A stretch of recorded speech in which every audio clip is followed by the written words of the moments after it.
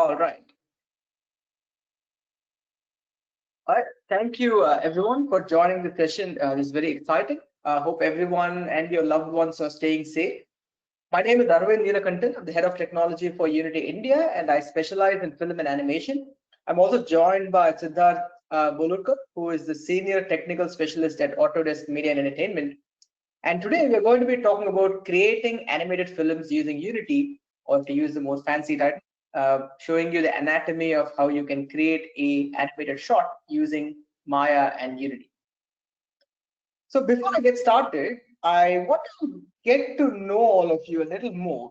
So Nigel, can you flash a poll for me, please? What's the experience level that all of you folks have with Maya and Unity, so that when we're giving the talk, we are able to wrap it in such a way it's relevant to your to the audience that we are discussing. We'll flash the poll for about a minute, so it'll be great if you can answer the poll. It should be showing up on top of the screen right now. We have a very interactive crowd today. It's just 20 seconds in, and we have like 70% who have voted. All right, it's awesome.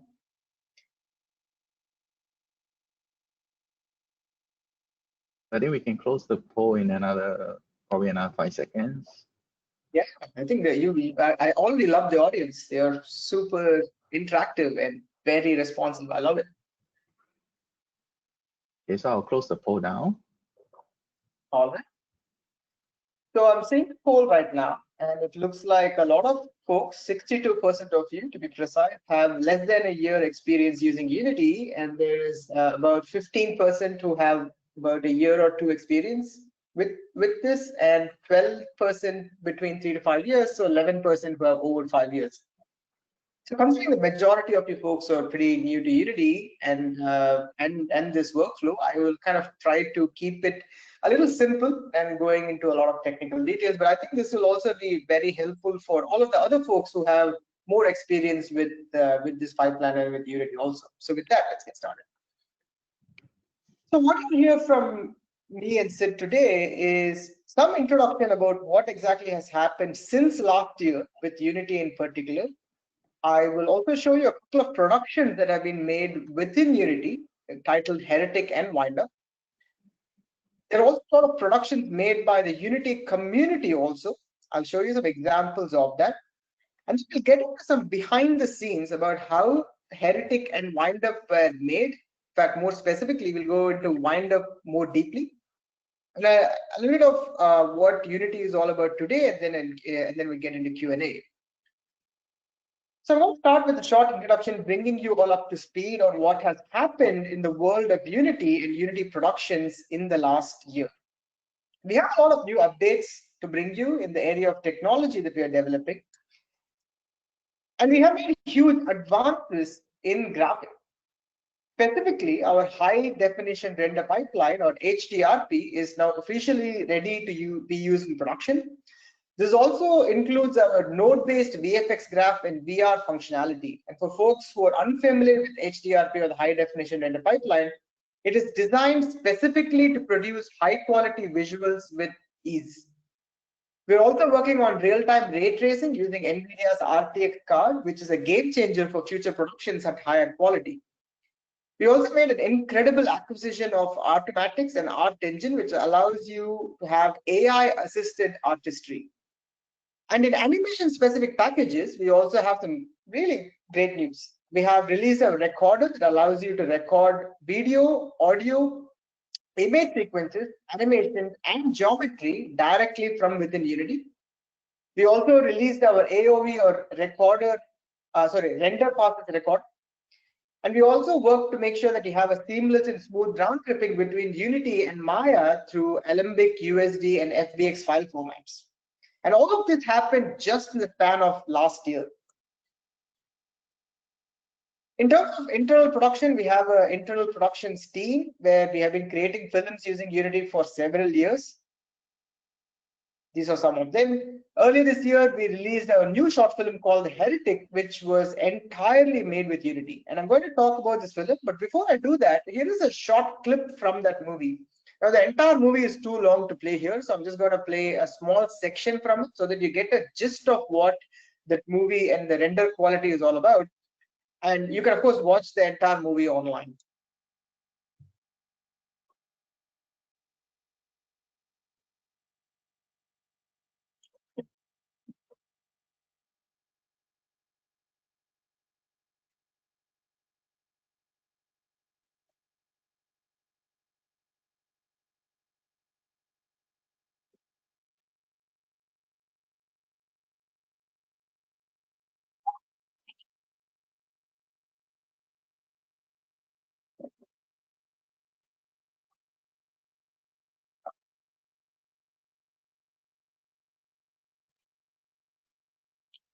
It's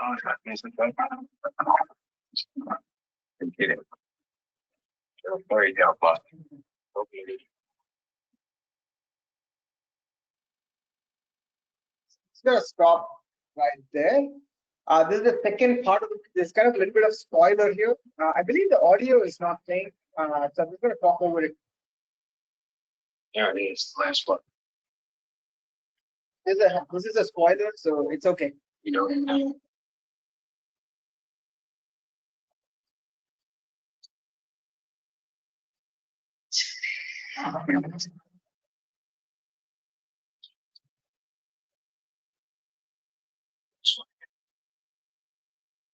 So I'll talk more about Heretic later on, and apologies the audio is not transmitting over, but it's not really the part that we are focusing on today anyway, so it's okay. And now let me mention the other production that we're working on, with which we built a case study on how to use Unity for animation. It's a short film called The Windup, which is about a little girl. This film has an entirely different style, an entirely different vibe than what was previously shown. And I'm going to play a small trailer of the film. Apologies that the audio is not playing again, but the visuals should compensate for the audio not playing.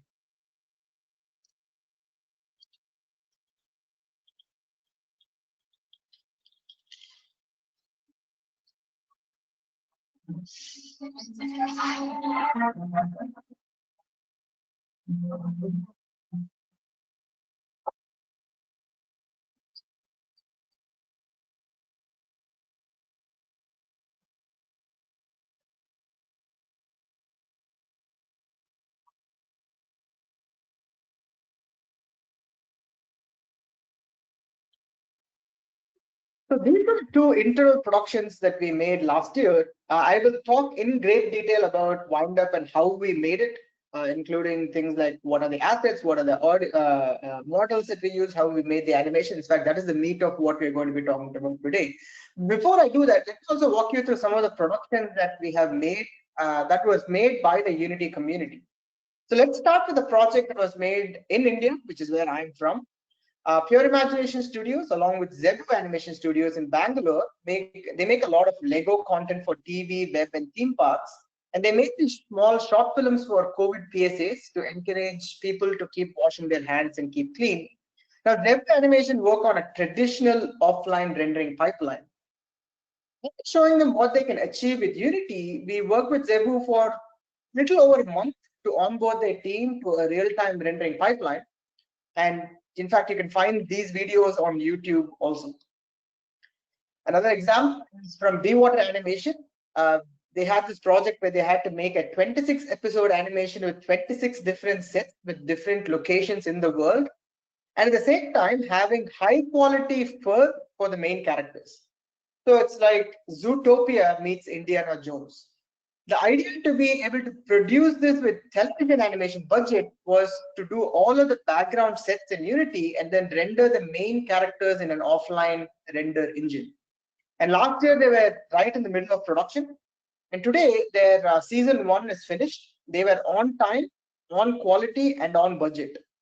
They set up a very interesting hybrid pipeline to achieve this. And they have thoroughly tested this pipeline during season 1. Now they've signed up for season 2 with additional content that will be published as 3-minute episodes on the web. They are very happy with the production and they will reuse this pipeline from season 1. And I was talking about real-time ray tracing earlier, which is a real game changer, since it's very hard to achieve real-time reflections or complex translucencies. And this is what Bwater Animation will be pushing for in the second season. So let me show you a trailer of that very quickly.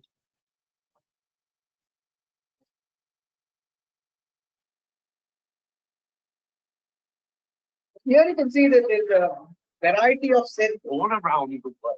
The quality of lighting and VFX, all of that is done in Unity. It's really amazing work.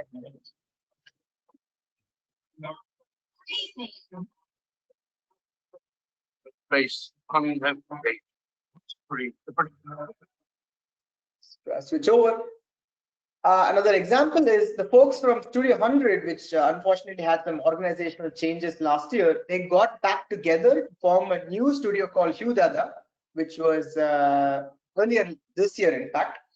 They have already done a few developments in production, such as shipping interstitials for a French television channel. They are also working on commercials, interactive animation for theme parks and TV series, and all of that is based on the real-time pipeline. They really wanted to leverage their expertise around working on real-time, so they developed this pipeline of developing assets in DCCs such as Maya and then injecting them in Unity. And from then on, the entire production was done in Unity, including the look dev, set dressing, lighting, sequencing, puppeteering, editing, and rendering directly from the Unity engine to have an even faster animation production cycle. What they found was that the experience that they got with the instant feedback, where they did not need to render, they also had a fantastic collaborative workflow. And because of this, they were able to have fast turnarounds for their clients. Edmund and Lucy is a very popular children's book. Miam Animation used Unity for a television adaptation of this book. And it produced a lot of, in fact, wows and gaps. Every time I show this trailer, this was shown last year at ANZSEA Animation Festival. And what I'm going to show is a video of an interactive trailer. So what they did was they made use of the real-time data.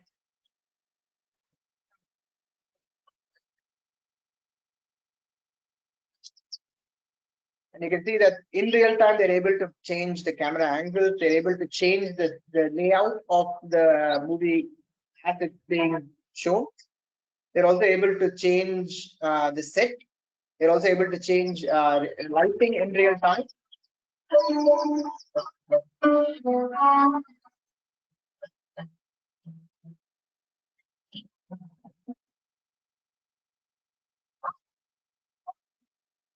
So can change cameras in real time, and you can also see that they're compositing in real time also. And the cool thing about this is they had customizable characters, customizable assets, and this is my favorite part, where you also have multilingual options, all done in real time. You can see that the newspaper is in French, and so is the audio. And then you can change that and switch it to English or any other language that you want, all of that in real time. And finally, you also have real-time dynamic fur on this pink character.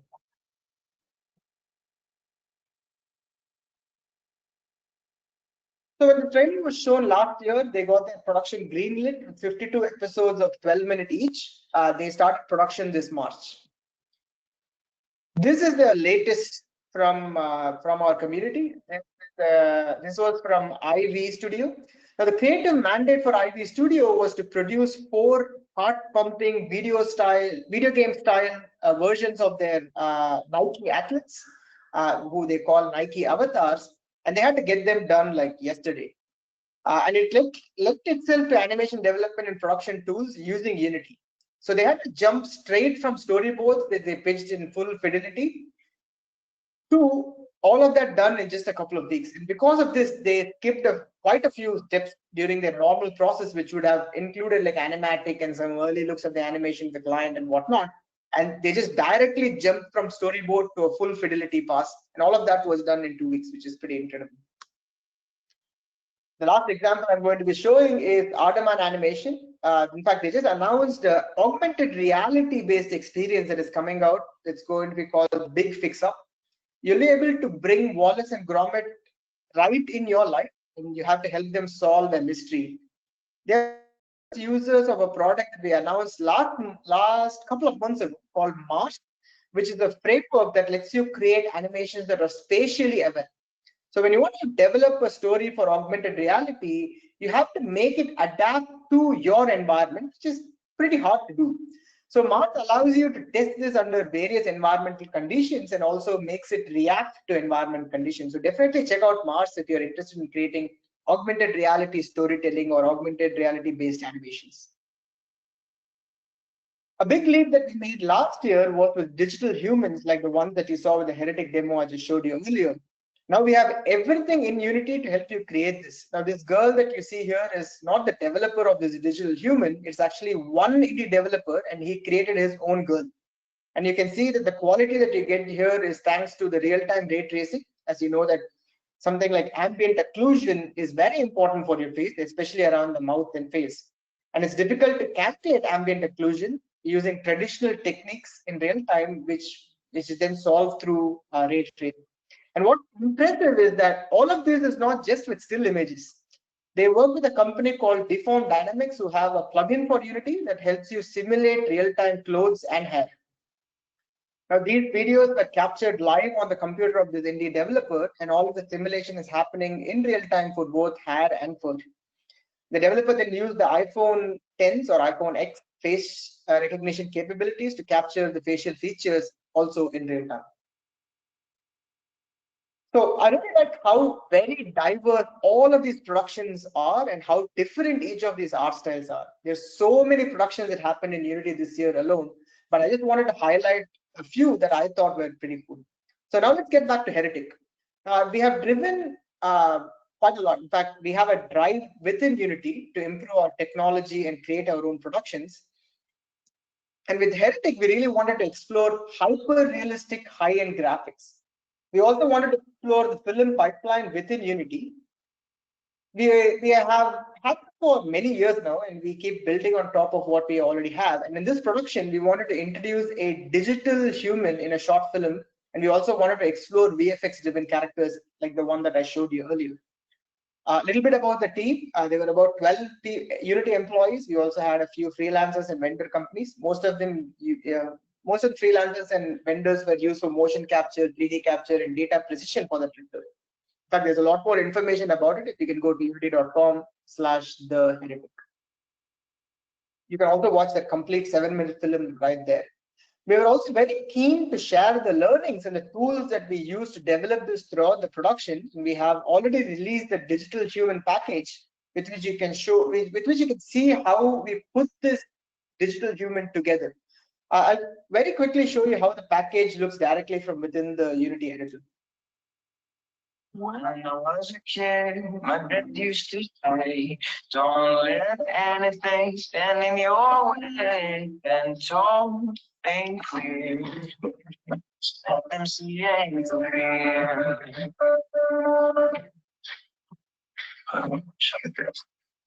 When my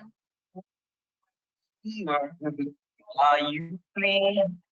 Not my rules. It's actually a pretty cool video with the audio, and it gives you a nice white clip. So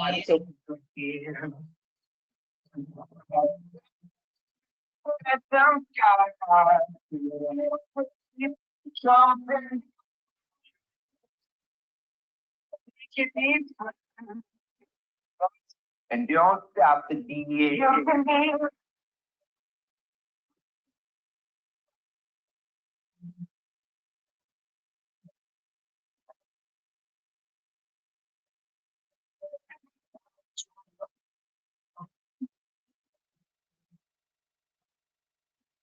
this way of giving up to the community. So they try to completely take the to learn to go into with benchmarking So the other package we also released this for film is the VFX character package. We don't only show the character that you just saw in the film, we also show you the process and the tooling that allows you to create your own VFX driven characters. I'm going to show you that as well and how it works within Unity. It's a pretty short video.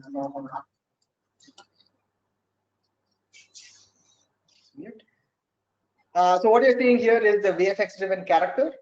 It kind of morphs between a man and a woman. And within the editor, we have all of the tools that is required for you to pretty much use the VFX graph. And this could be used for a lot of characters. So if you're making, like, let's say a Spider-Man game and you want to make Sandman, which is all VFX driven, you can absolutely use that kind of effect using this package. We are also creating extensive documentation on the making of how we made this film, and we have already released the making of for the environments. There's also a step-by-step article on how to create this digital character, and there's also some additional articles that we're writing on the same link, which is unity.com/theheretic, and you'll find our article on code-driven VFX, which is what we use for the companion bird character that you saw earlier.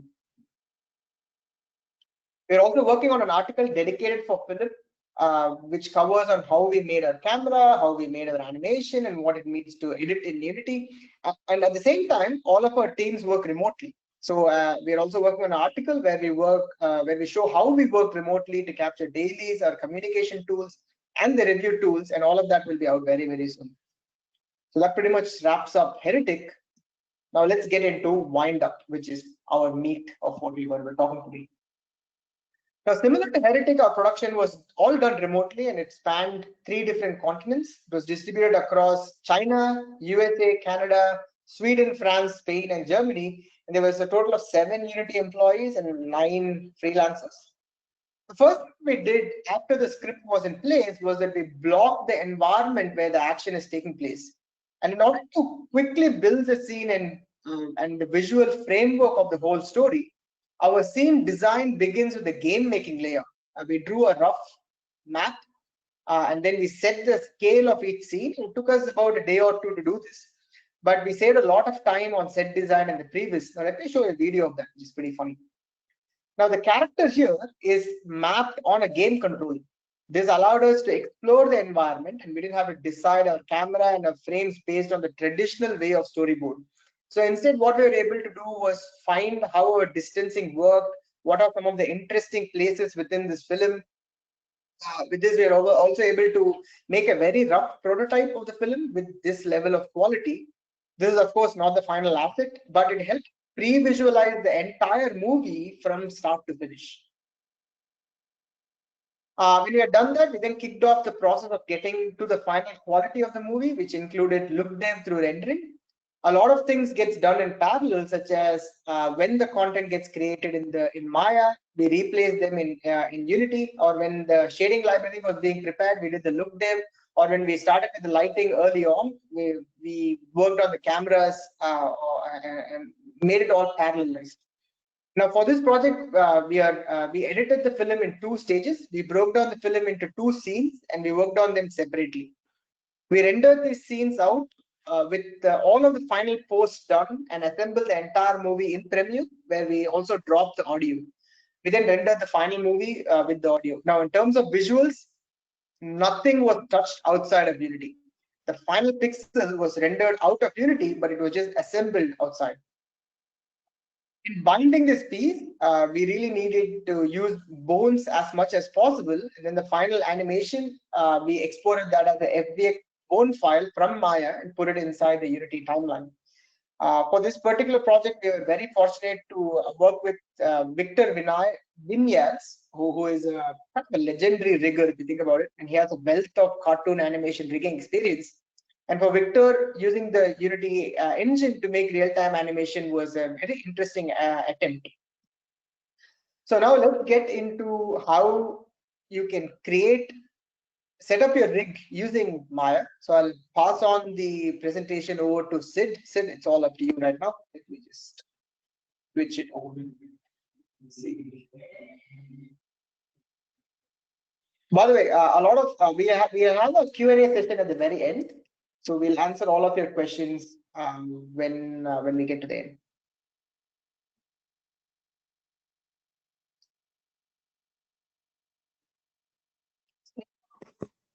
All right.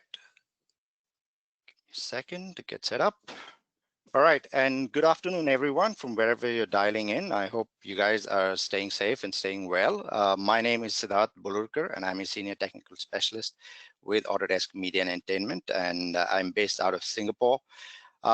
So today's webinar is a joint effort between Unity and Autodesk, and at a much higher level, about a year and a half back at Autodesk University, we came out and we announced a partnership with Unity. Now, what this Unity Autodesk partnership brings to artists like yourself is closer collaboration, tighter collaboration between the two tool sets so that you're able to create faster.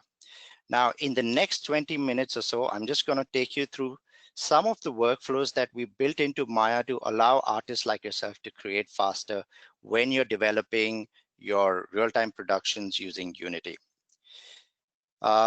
We at the Autodesk development teams, the 3D Studio Max or the Maya development teams, we're listening to the user voice. So in our latest Maya release, we've had a lot of features that were directly voted on by the users. We have a Maya idea station that you can Google up online, and you can go onto this website and put up your preferences or your suggestions for workflow improvements or new features in Maya or 3ds Max. This is a great way to let the development team hear your voice and hear what you would like to see us work on in Maya and 3D Studio Max. Now, moving along, today's webinar talks about real-time production.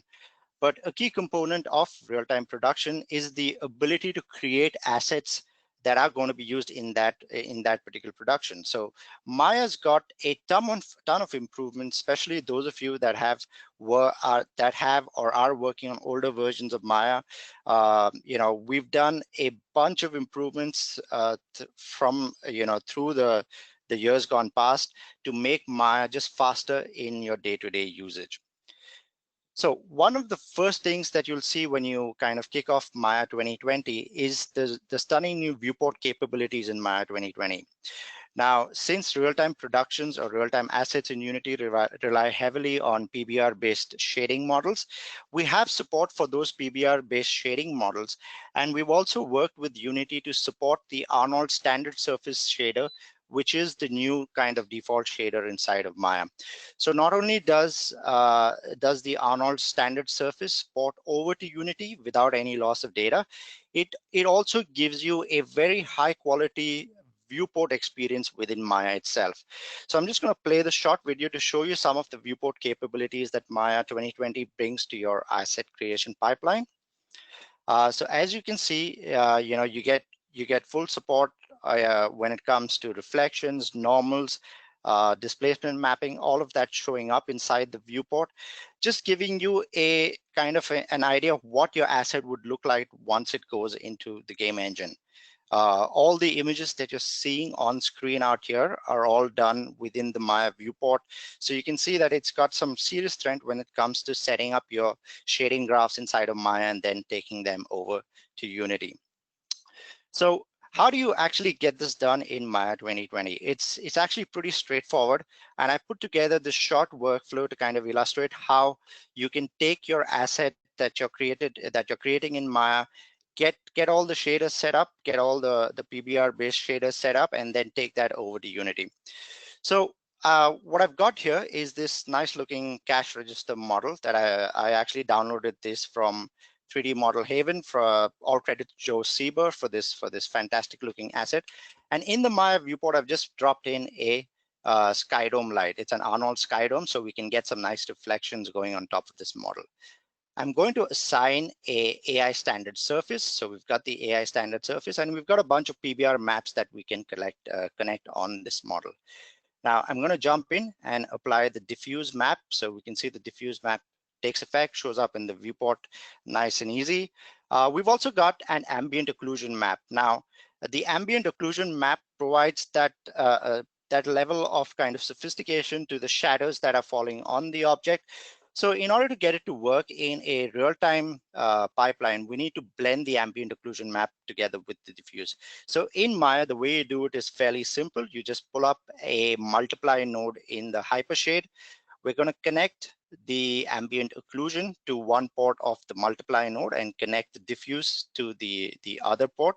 And we should see the ambient occlusion map blending in with the diffuse fairly easily. So once that's done, we'll just make the connections over there and plug that into the base color.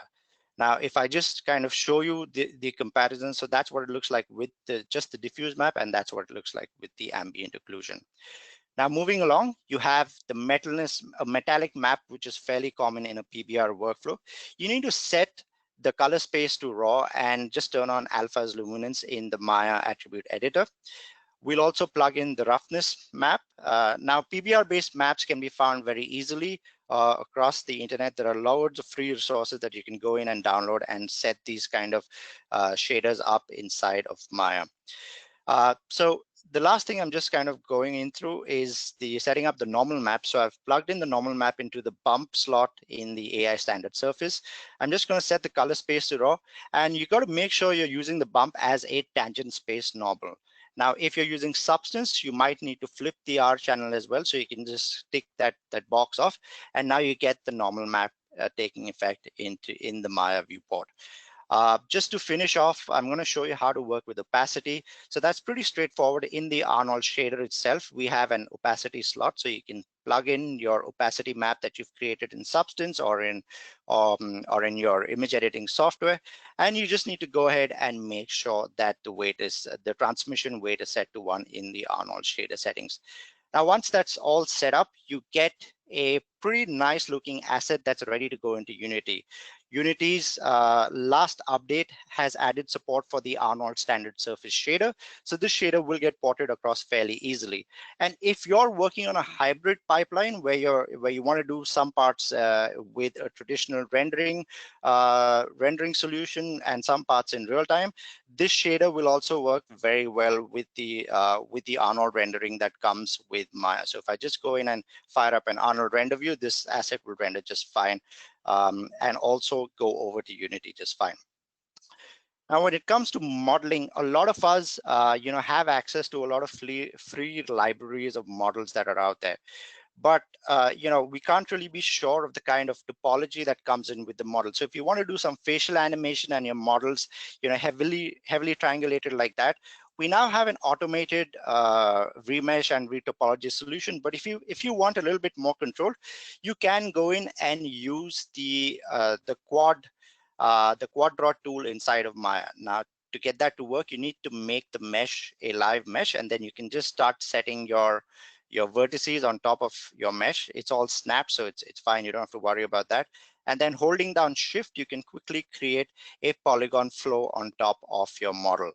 Now, the quad draw is a very smart tool to work with. So if you just hold down Tab and just click drag any of the edges, it will instantly allow you to extrude that edge while being snapped on the underlying surface or the underlying geometry. So you can very, very quickly go ahead and mesh out a topology, a nice looking flow on your models. And then if you hold down Control, you also have the ability to go in and add loops in the U or the V axis of your models. Another thing that's very important when you're working on a real-time production is having the ability to optimize your model so that it's nice and light in the engine. So you're not using too much of RAM when you're kind of running it in a real-time environment. So we have this kind of high-resolution asset here of this rock, and it's set up with 4K texture maps as well. So, and it looks great in the Maya viewport. But this is about 100,000 polygons right now. So if I were to take that into Unity, that would put quite considerable strain on my machine resources. So I'm going to make use of the reduce tool in Maya, and here I can select to reduce via a percentage limit, a vertex limit, or a triangle limit, and just hit the reduce function. Now, instantly, we've reduced this by 50%. So from about 100,000 polygons, we've gone to about 50,000 polygons right now. Now, the reduce function is a live operator, so I can go in and keep tweaking the asset till when I get a level that is acceptable to me. If I need to set up LODs that I'm going to be using in my real-time engine, I can go in and set that up as well. So I'm going to just bump this up to something really crazy, like about 90% or 95% reduction. So from 50, we'll go straight away to 95%. And from about 100,000 polys, which was our original asset, we've gone to about 5,000 polys right now, which is very forgiving when you take this into a real-time environment. Now, the other thing that's really cool is all of your UVs are also maintained, so your UVs haven't been destroyed. So there's very little loss of work that you would have to do to take this back into Unity. Okay. UV unwrapping, that's kind of a problem that a lot of us grapple with on a day-to-day basis. It takes generally a bit of time to kind of get your UVs unwrapped, but something that we've added a few versions back inside of Maya is the cut and sew brush, right? And when combined with the unfold unwrapping mechanism that we've added into Maya, this gives you a really fast way of unwrapping your UVs for your assets that you want to create for your real-time production. Now, what I'm doing here is I have this face and I'm going to quickly apply a planar projection. So this is just a simple planar projection. We make sure the symmetry is turned on in our UV toolkit. And then what I can do is go into edge selection mode and jump into the 3D cut and sew UV tool. So this has been added to Maya 2017.3, if I remember correctly. And what this does is that it allows you to go directly inside your 3D viewport and double click and select your edge loops that you want to create UV islands out of. So you can double click, select the edge loop, create a UV island, go around the mesh in your 3D viewport itself, double click, select the edge loop, make another cut on the UV surface, and then go in and do that. Once you've done all of your initial cuts, you can then jump into the UV toolkit, select all of the different UVs, and run the unfold function in the UV toolkit. So in just a couple of clicks, we've got nicely unfolded UVs set up in our UV layout. Now, again, this can be an iterative process, so you can do one set of cuts and then come back to your 3D model, activate the 3D cut and sew UV tool once again, select the edges that you want to make the next set of cuts. So we'll just do a couple of cuts on the center of the head and the neck, and then we can select that UV, the UV set, and go ahead and unwrap that as well. So these are things that you as artists do on a day-to-day basis. Having access to these tools inside of Maya will ensure that you're spending less time in doing repetitive tasks like laying out UVs inside of Maya or inside of 3ds Max. Something that we've also added in Maya 2020 is a brand new automated retopology workflow. Now, typically when we're modeling and we're using a method like Booleans, we tend to end up with really nasty looking geometry, right? Just to help us in situations like that, we have a new remesh function, which combined with the new retopology function that we've added in Maya 20, allows us to generate a clean quad mesh for our surfaces. So just moving along, when you've got when you use Boolean to create sort of shapes like this, you know, the geometry you end up with is not exactly ready for animation. You need to kind of go in and fix the topology. The retopology tool in Maya 2020 will help you kind of work in those kind of situations. Now, this could also lead to some, you know, some unique character-based workflows. So over here, what we're doing is we're starting off with simple primitives. So we're starting off with simple primitives to rough out the shape. We're booleaning them into a single mesh. We're using the remesh function to create uniform triangulations across the mesh using the sculpting tools inside of Maya for a base sculpt, and then just retopo to get a nice clean mesh. Now, again, if you want to use stuff like photogrammetry, this is also a great way to use it.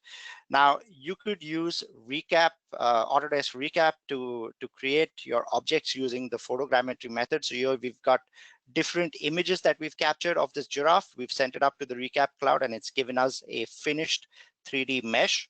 What we're doing now is we're cleaning up the mesh in Recap. We have the ability to fill holes. We have the ability to kind of merge vertices together in Recap.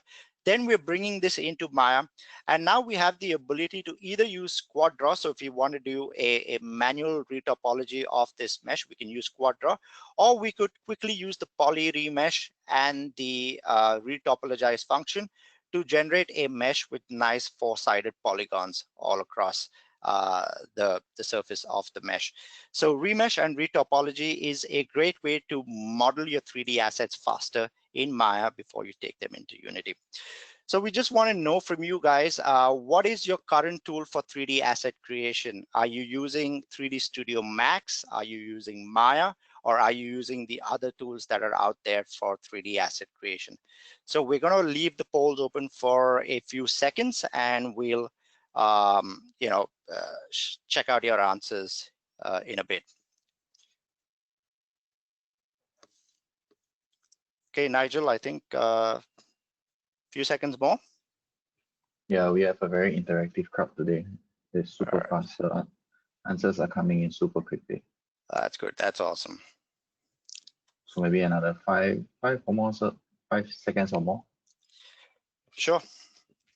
So, while you guys are voting on the poll, the next the next stuff that we'll look at is some animation and rigging tools, so that you get an idea of how you can animate faster, get your characters rigged and animated faster when you're using Maya to create your assets for real-time production. Okay.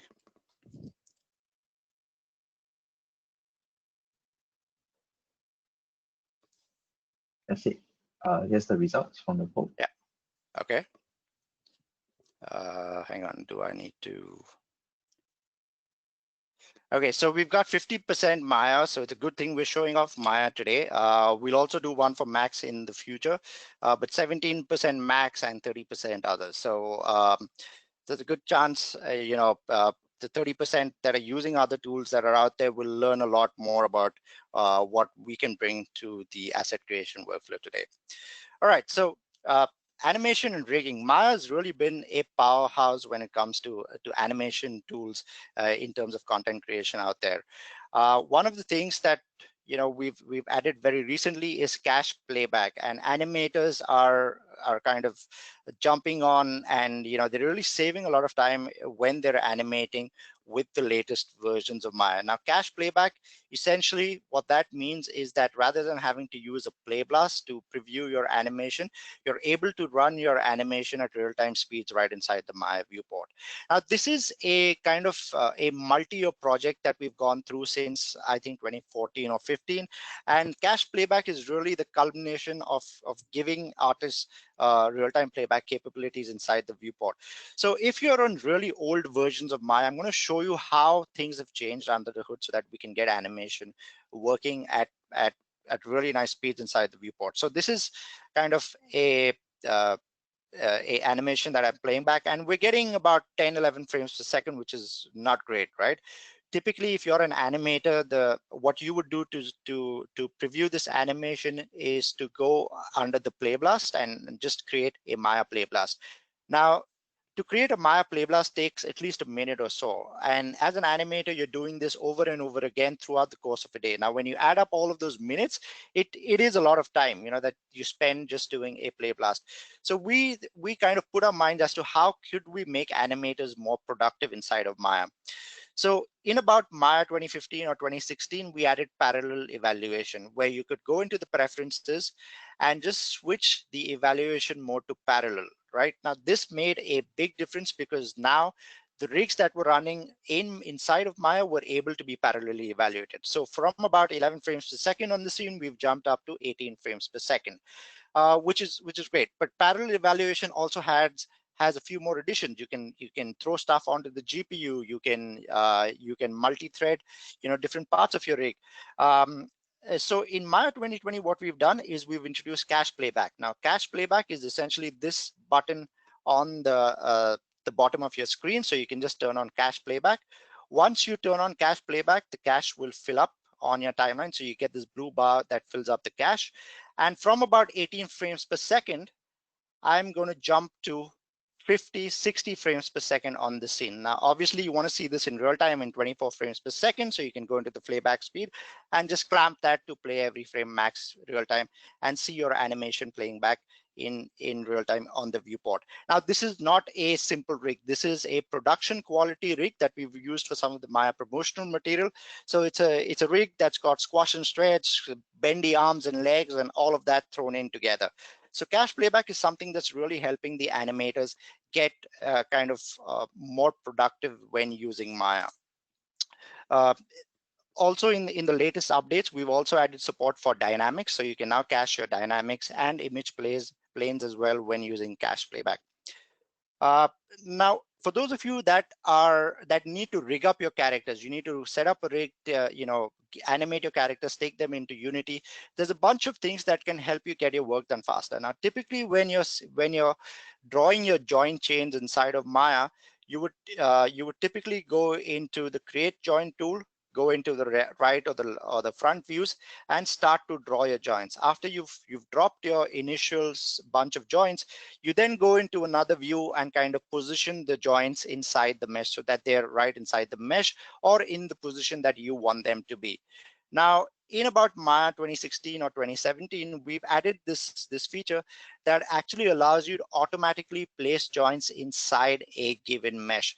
So under the create joins, if you can go in and turn on projected centering. Now, projected centering will allow you to place your joints directly inside the mesh. So I can click on top of the mesh, finish off to finish the joint. And if I now go and check out my joint, that skeleton joint or skeleton chain now lies directly inside the mesh. So I don't have to make those additional clicks to make sure that the joint is placed inside the mesh. Now, again, this works really well because it checks out the volume of your model and places the joint automatically within that enclosed volume. So we've got the head joint placed, really quickly, really easily in there. And this is certainly going to save you some time when it comes to kind of setting up your rigs inside of Maya. A lot of you might also be new to Maya, right? You don't know how to set up a rig. Or maybe you're not good at setting up rigs and you just want something quick and easy. That's where we've got in the auto rig function. Now, if you have a model, a character model, this only works on bipedal characters for now. We have a quick rig function where you can just go in, select the model, hit the auto rig button, wait for a couple of seconds, and your rig is done, right? So this is all done. Now, this rig has also been set up with human IK, and it's also done all of the skinning for you using the geodesic voxel binding method. So you've got something that's ready to go, and in just a couple of quick clicks, you can get your rig set up. Now, with the auto rig function, you have a one-click fully automated workflow, or you have a step-by-step workflow where you can kind of get some control over where you need the joints to be placed, where you need the joint, how many joints do you need in your spine, how many joints do you need in your neck and your head. So you can customize all of that to a certain degree.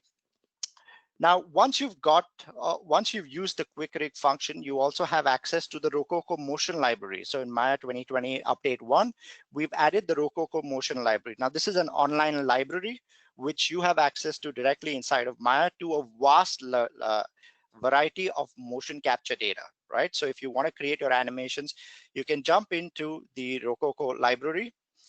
So you can just go in and open up the motion library. So you can find it under the Windows and the Animation tab and open up the Rococo motion library. So from here, you can browse the different motion capture asset. We've tied up with a whole bunch of companies. You can buy these motion capture assets from the motion library, and we've also tied up with SuperAlloy Interactive to give you access to a bunch of free mocap assets. So you could directly go in, select the asset that you want to bring into Maya.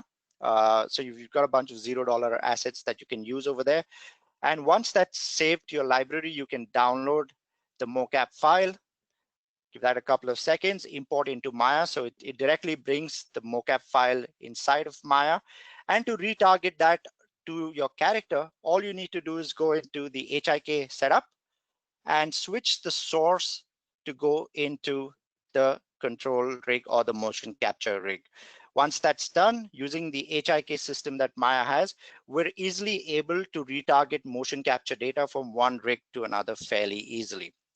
And then once you've got your motion capture data going, you can also animate sequences really faster. So we've got the animation editor, which is kind of like the offshoot of the Softimage time animation editor that used to exist in XSI. Now the animation editor is a great tool to get your sequences animated really quickly. So over here, what I've done is I've got a bunch of actions. So I've got 3 different actions that I'm previewing in my browser. Now, one cool thing about the new Maya content browser is that it allows you to save a thumbnail, an animated thumbnail of your file. So it's easy to browse through many different animations that you might have created. So I've got a run cycle. I've got a second animation, which is going to be a backflip, I guess. So I've got the second animation that I'm pulling in, and this is, I'm just going to mute that track and have a look at the backflip animation. And then we've got a third animation, which is sort of this muscle flex that our character is doing. What I want to do is very quickly, in just a matter of minutes, combine all these 3 into one single action that I can export into Unity as an FBX, right? Now, very simply, so I've got the first clip and I'm just cut. So I've just snipped, just like a non-linear editing interface. I've cut the first clip, and the second clip, I can bring it over and just overlap one clip over another. So I can go in and cut the sequence and overlap one clip over another.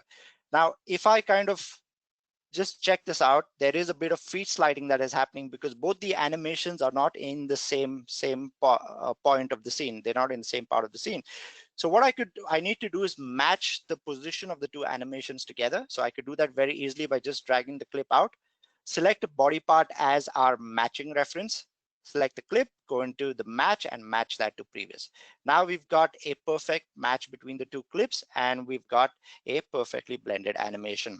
Similarly, we're going to go in and trim some part of the third clip. So I'm just going to trim some part of the last clip and match that up together. And once I've done, I've got all the 3 clips blended in together. Now, the animation editor has been developed, getting a feedback from a lot of studios here in Singapore and also worldwide. So what is cool is I can now take all of the 3 clips, combine it into a single animation clip, and then retime the animation. So I can speed up, slow down, loop this animation out, and do all sorts of things, that gives me a lot of flexibility as an animator. And now if I want to kind of export this out into Unity, I can just right click, export selected, and export that out as an FBX file. So lastly, just one thing that I wanted to show you guys is animation bookmarks. This is new in 2020, especially when you're taking animation into a game engine and you want to keep them interactive. You've got all of the animations done on a single scene, just so that it's easier for the animators to be able to kind of preview those animations. We've given you the ability to set up animation bookmarks within your timeline. Now you can actually just drag out a sequence on the timeline, give that animation a particular name, and also set a color for it, and then you can go in and quickly preview the animations, in sort of isolation, so that it allows you to work on your animations a lot better. So this is it for my sort of bullet session in this webinar. I'm going to hand it back to Arvind. But before I do, keep your eyes out for the Autodesk SIGGRAPH talks. We have a lot of cool announcements coming out around Material X and the work that we've been doing around USD. USD is getting more and more popular in the industry. I believe Unity is also doing a lot of work around it, and that's going to be something to keep an eye out for the future. So if you want to learn more, you can jump on to the area. Remember, we also have a shotgun integration for Unity, which unfortunately I don't have time to cover today. But if you have any questions, write it down at the question box and we'll take it later on towards the end. So I'm going to hand it back to Arvind. Thank you all for being here, and hopefully I'll see you soon on the next webinar.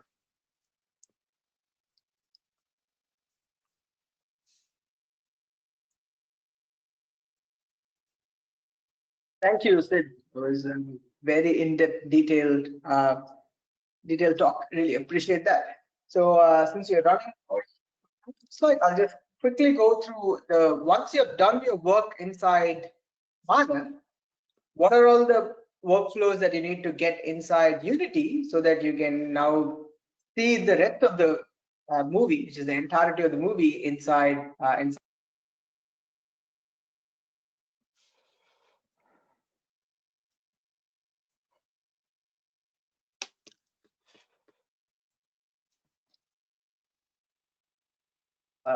Can you hear me? Okay, actually, so with sorry.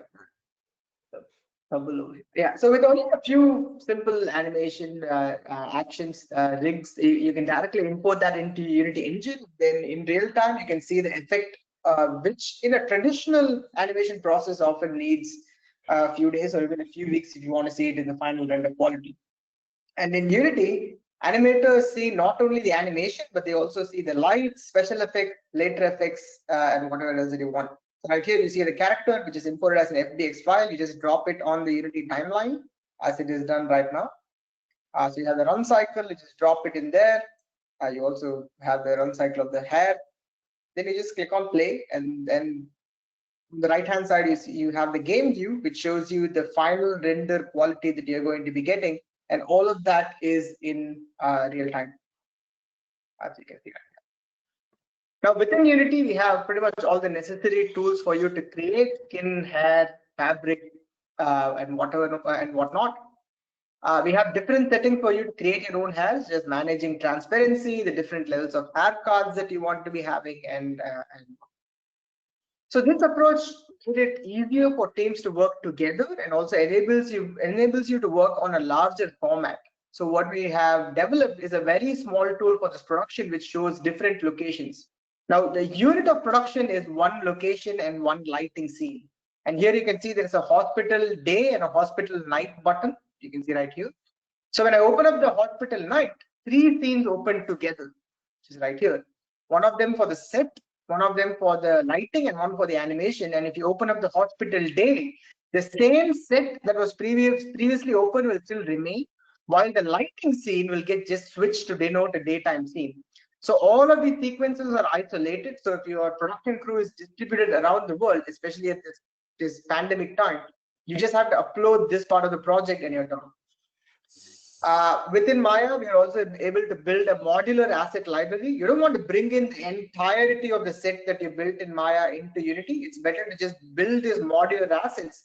If you have a gaming background, this is something that you should be very familiar with. So you then build those assets inside Unity rather than doing it within Maya. We also created a material libraries, so that you have different kind of materials that you can just blast on them. And if you want to have if you start separating the production of the assets with the rendering, then iterations do become hard, as Sid mentioned earlier. We also tied up with Houdini. They have a Houdini plugin which lets you procedurally generate inside Unity directly inside the theme. So this is an example of that. So that you can see that we're just placing the some guns that you're seeing right here, and will automatically generate roots within the same style as your film. And this was the same technique that was also used for creating these wires that you're seeing right here. In the process of developing vegetation, we also worked with shader graph to animate the leaves. You can see some really cool subsurface scattering that's happening over here. And in the production, there were absolutely no custom materials that you had to write. All of that, the standard HDRP material was all that was used throughout the production.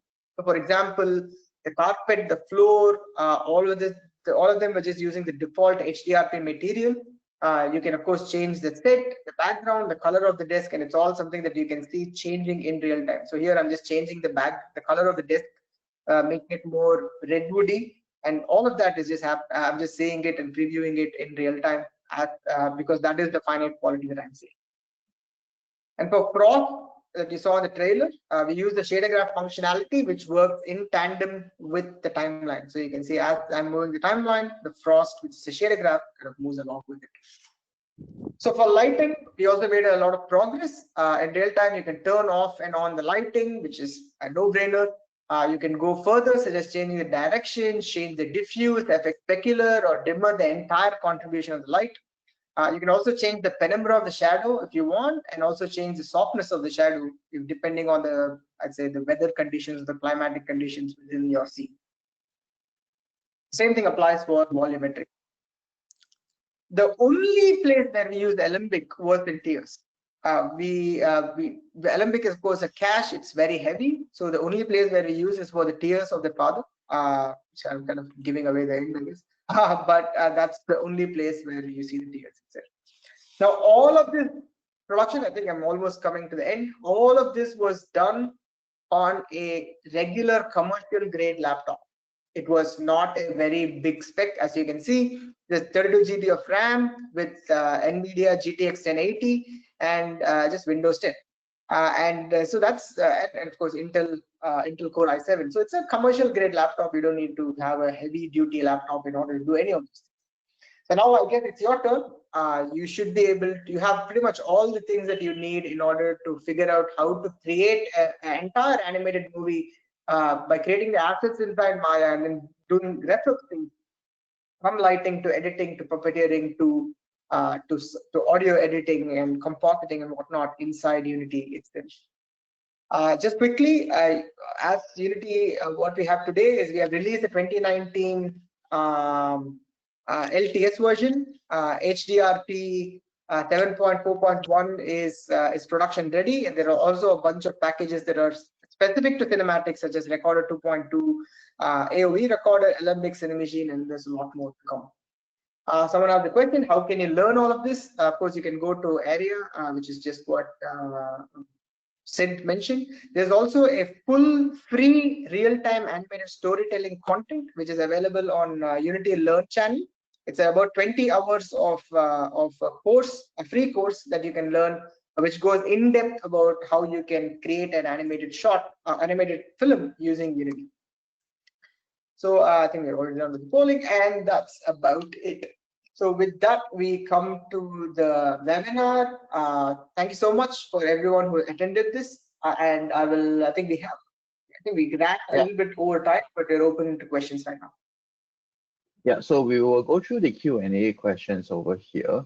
During this time, I'd just like to flash this poll out while we are having the Q&A session. So I do have a couple of questions. So the first question, this is for both speakers. Is Arnold shader support available in Unity 2019 LTS? So any of the speakers can address this question. So as far as I know, it's not yet supported. I think what Sid kind of flashed Material X earlier, and I think that's the kind of route that we want to be taking. But it's not natively supported right now. You got to create the shaders within Unity, and Arnold shaders will not just directly port in. Arvind? Yeah.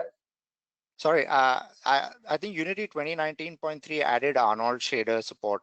So it gets exported as an FBX file, and then it gets transferred over to Unity. Okay, so I like I said, as far as I know, was my caveat. So I would defer to you. I think you're right. You might be right. Yeah, I think it's 2019.3. I'm not sure if that's kind of the right version, but that's what I saw. But obviously, moving forward, like Arvind said, Material X is going to be pretty awesome in terms of having an interchangeable shader format between DCC and real-time applications. Okay, so the next question that we have is that are there any support for exporting Maya XGen into Unity? Okay, so there is one function in the XGen toolset which will allow you to convert the XGen hair or fur that you've created into polygon meshes and export that as a sprite, right? So that's sort of like a hack to take that into the Unity engine. But I'm sure Arvind can tell you about a real-time hair and fur system that might exist in Unity. Arvind? Yeah, so the hair that you see here was made from XGen, and you can bring it. There's a little bit of work that you need to be doing on the XGen's end to bring it in an optimized fashion inside Unity, but you can do it. There is a way to. Okay, so we have a last question here. If we reduce the number of polygons, won't we be reducing the quality of the assets? I think this was towards the Maya segment of the webinar. Sure, actually it's both ways. So I'll put in my bit and then Arvind can jump in. Obviously, you know, when you reduce polygons on an object, it is going to reduce the quality a bit, but at the end of the day, it depends on what looks good to the eye versus the frame rate that you're getting in your real-time engine. So you have to take that call whether you need whether you're running it on a machine that can support that level of asset quality. But today's, you know, I guess today's DCC applications and real-time engines make use of stuff like normal maps and displacement in a pretty sensible way to kind of give you that quality even at lower polygon rates, polygon levels. So to continue on what Sid was talking about, if you have low poly or mid level quality of polygons, you can always bring it inside Unity, and Unity has tessellation shaders with which you can smooth out your model. And you can also pretty much write like very simple shaders that can make it smooth. So one of the latest, in fact, I should have shown it earlier. One of the latest television shops that came out was with Baymax, which is the IP of Big Hero 6. And you know, Baymax is a very smooth model. And we essentially just bought the entire model with kind of high poly for Baymax, and then also used some tessellation shaders within Unity to smooth it out. Okay, so I think trick into having smooth polygons essentially. Oh, thank you, Arvind. So I think that's about the time that we have for this webinar. Before we end off, that just like to thank you to Arvind and Sid for bringing us through this webinar today, and also for everyone for your valuable feedback and attending this session. So just feel free to answer on this quick poll that we have on the screen right now. And after that, after the webinar, we do have a post-webinar survey. We would appreciate if everyone would be able to fill up that as well. So with that, we've come to the end of the webinar. So please do take care and stay healthy, everyone. Thank you so much. Thank you. Thanks everyone.